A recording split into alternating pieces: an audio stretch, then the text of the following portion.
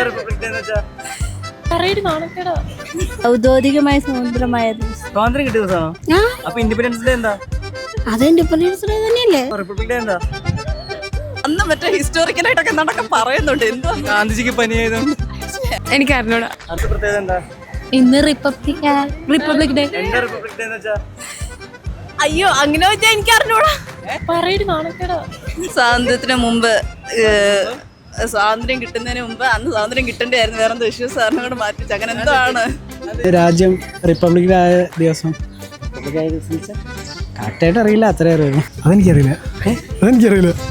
ഒരു ഊഹം പോലും എന്നാലും എന്തിനെ കുറിച്ച് ആയിരിക്കും റിപ്പബ്ലിക് ഡേ?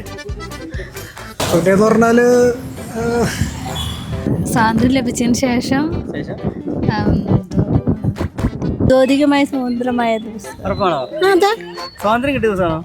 അപ്പൊ ഇൻഡിപെൻഡൻസ് ഡേ എന്താ? അത് ഇൻഡിപെൻഡൻസ് ഡേ തന്നെയല്ലേ? ഇന്ത്യക്ക് സ്വാതന്ത്ര്യം കിട്ടുന്നില്ല. കിട്ടുന്നതല്ല. ഇൻഡിപെൻഡൻസ് ഡേ വേറെ. നമ്മളിപ്പോ ഓഗസ്റ്റ് 15 എന്താ ആഘോഷിക്കുന്നത്? അത് സ്വാതന്ത്ര്യ ദിനം.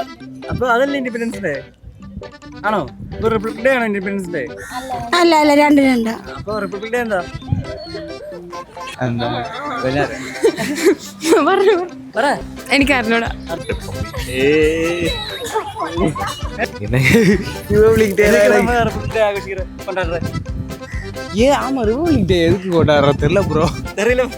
നോക്കി പറഞ്ഞ സാധനമാണ് റിപ്പബ്ലിക് ഡേ ഒക്കെ. രൂപീകരിച്ചതല്ലേ?